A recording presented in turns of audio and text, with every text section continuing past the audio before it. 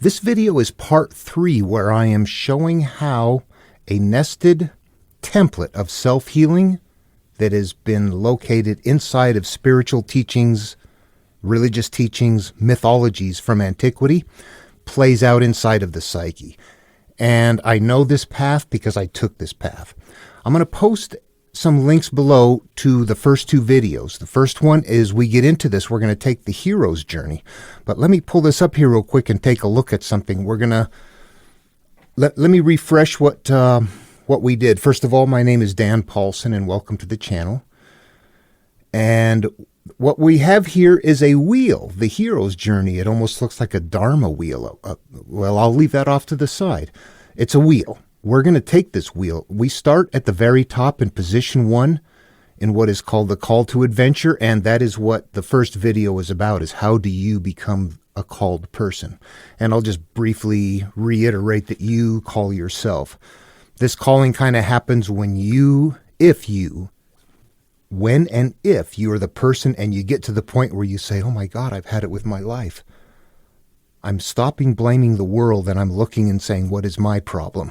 What is inside of me? You're making a transition. You're waking up. You're getting called to go start resolving issues that you realize you're dragging with you. And only you can make that call. When it becomes an internal pathway to yourself, it happens inside of your mind, and it's you consciously dealing with the pain and the hurt that you have inside. It's yours. You're the one that calls yourself, and you have to pretty much get to a point where you say, I've had it. I'm done. I'm turning inward. The next step, number 2, we have the supernatural aid. And what that is about is the tools that are necessary to get into the psyche. That is in the second video. There's 5 components that they're working with in all of this material and that exist in our minds. I'll just briefly reiterate that that's the conscious mind, the subconscious mind. The concepts that are stored in the subconscious mind as a result of the way the conscious judged it, perceived it, named it, classified it, and stored it away, that becomes the beginnings of who and what we are. And that can be some bad stuff. That's what we're looking to get, the things that are hurting and preventing our life from being successful. But how we do that, we've got those 3 components, but what we also know is that we're also existing in a larger field of humanity, and that we can sense each other and we function a little bit together. We're not very aware of this field. Basically, our life, where we go, where we end up, who we meet along the way are going to be largely contingent upon the way our mind works. Birds of a feather flock together. We are in a flow. We are in a flow, and we are where we belong based on what we have up here. We may not like it. We may want to change. And that's what this can be a part of as well.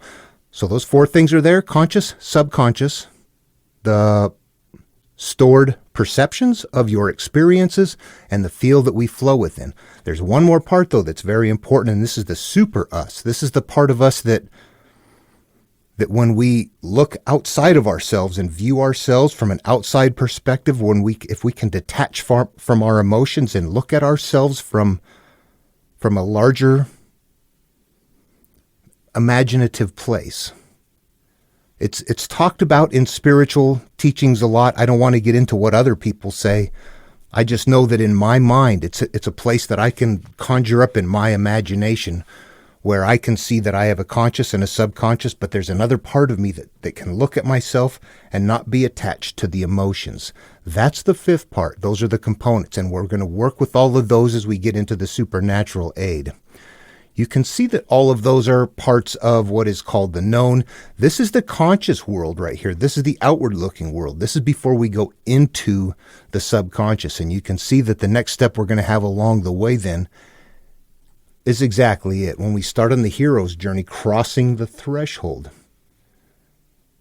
And this whole area down here is actually the subconscious. This is everything that's happening inside of our mind when we are told to illuminate the darkness, to surface the things that we don't like, to pull the weeds out of our garden.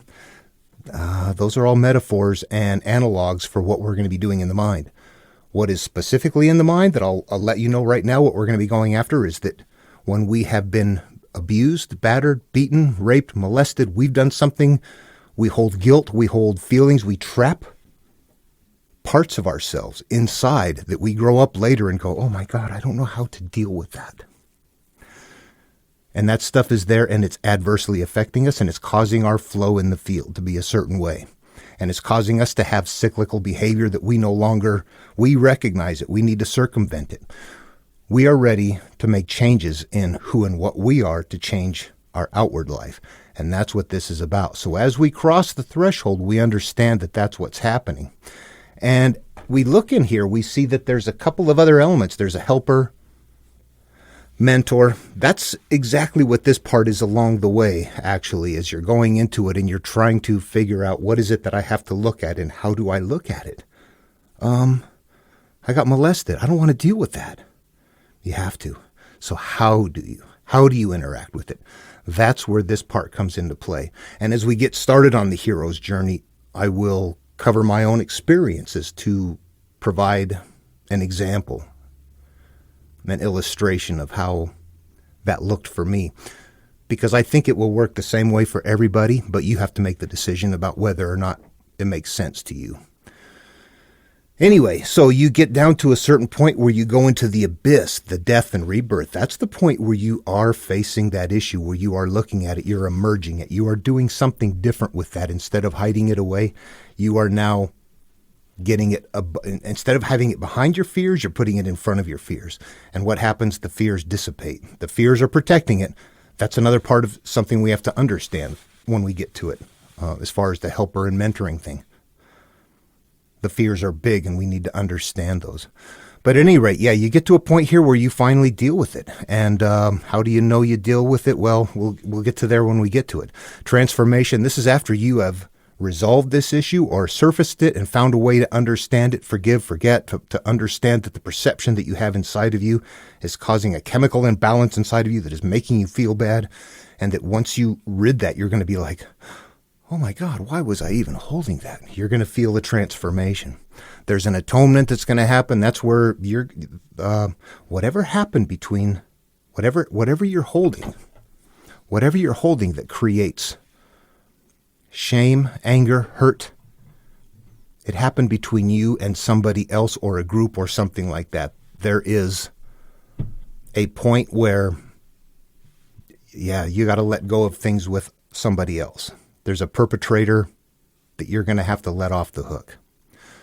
Once that's done, you make the return, and look, we've got joyous, oh yay, happiness, and we're back at the beginning, the call to adventure. That doesn't mean we've cleared out our life. That means we took a hero's journey to clear a cycle. And sometimes that might be all that's needed. A person might have an issue in their past that they haven't resolved that's haunting them, and they just need to take care of it, and they're afraid to. And once done, they'll be like, oh my gosh, that was the greatest thing I could have done. But there will be people who come from places that, like where I did, that were very abusive physically and mentally, degraded, belittled, demeaned, burned with cigarettes, whipped with belts. I ran away from home, ate out of garbage cans, got taken in by strangers who molested me. Life was not going to be okay. I did not know how to handle life. This material right here provides you the tools to interact with that and to heal yourself when you can't figure it out. That's what all of this is. And that's what I'm going to talk us through. Okay, after the overview, let's go back to those 5 parts a little bit. The conscious, the subconscious, and the stored perceptions is really what we need to focus on. When we're born, we have a conscious. That's it. And, well, you know, we have some stored things that we're born with. We have a brain type, and we have some DNA. There's some survival instincts, things like that. Those are certainly in place. But as far as our life experiences, we don't have any yet. Not until we become aware enough, until we develop enough, so we see, hear, perceive well enough to where we can start perceiving and judging the experiences. Are we happy? Are we sad? Are we hurt? All of those things. And if we're being hurt, we are actually crying and hurting and whatever. We are wiring that way. We're becoming that way. The more we experience life and we experience who and what we are, and our brain grows and networks into what it is, we become products of that environment.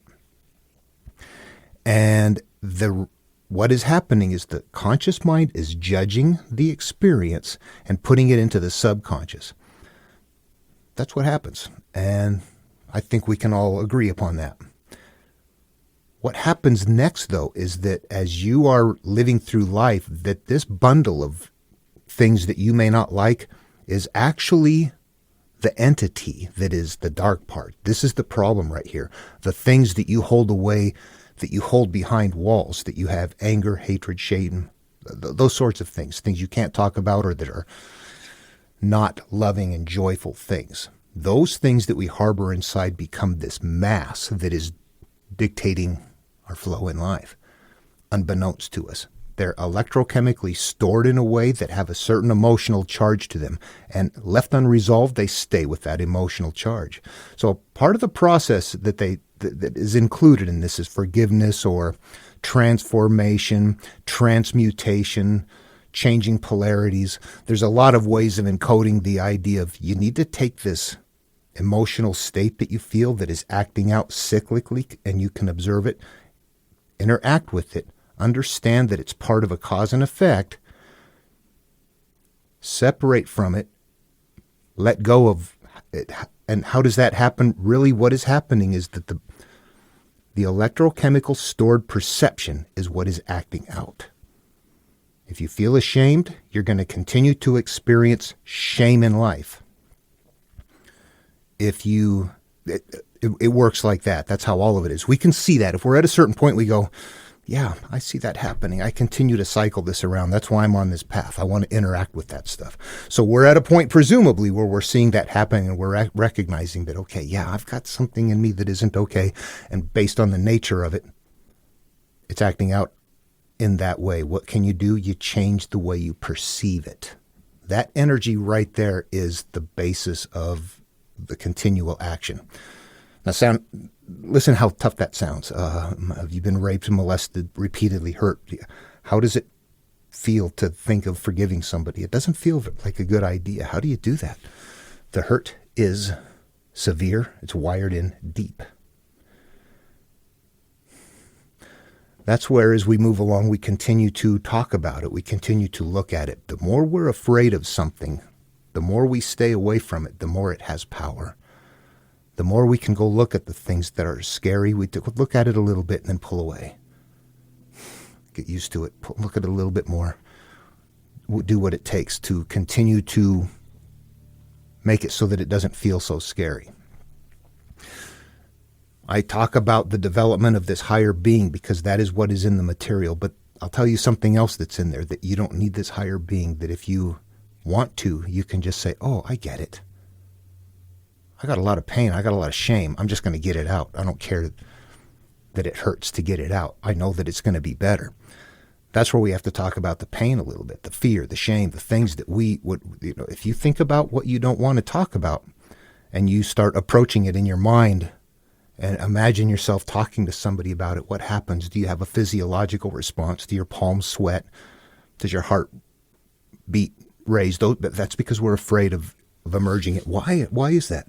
Something happened to us and we're afraid. What are we afraid of? We're afraid of what people think of us. We're afraid of shame. We're afraid of something, being less than something. We've been taught and trained to think a certain way, and we hold that there. And the fear becomes strong. And what is in our DNA? What happens if you're getting chased by a lion and it's eating? You hear the screams of people it's eating. You'd be totally freaked out. Should be. That's what we still have inside of us. And it should be there. But that is what we're up against when you're doing this. The only mechanism your body has of telling you that it's an uncomfortable thing is to say, oh my God, I'm getting ready to be. It's over the top feelings. It is. It's over the top. Think of this. I've told you that I got molested. How do you feel about that? There are people who are going to say, what a freak. That dude, man, I don't get him away from me. And what do you say to those people? I hope you resolve your issues one day. I see your wall. There will be people who say, Oh, bummer that happened to you. Hope you're all right. Let me know if I can help. Come on, let's go for a hike. They don't have an issue with it. And then there will be people who go, yeah, what's that story? Can you tell me that again? How did it feel? Those are the people ready to grow that need to. Not everybody does. But if you're that person, that's probably why you're watching. This is where we're going to have to go after those things that we don't want to go after. But I can tell you this, we go after them in desperation, and I can tell you from experience, it's worth it. It's totally worth it. Let me back up and tell you my first experience where I didn't know about that super being and I didn't interact with it. I just got to a point where I was so desperate that I was ready to do something. And I had a friend that I trusted to talk to about my biggest fear. Mine was being molested. But there was a point where that was something somehow that I was so ashamed of that it made it difficult to, yeah, you got it. Whatever it is. Maybe something happened to you. Maybe you did something to somebody. Whatever it is, somehow something.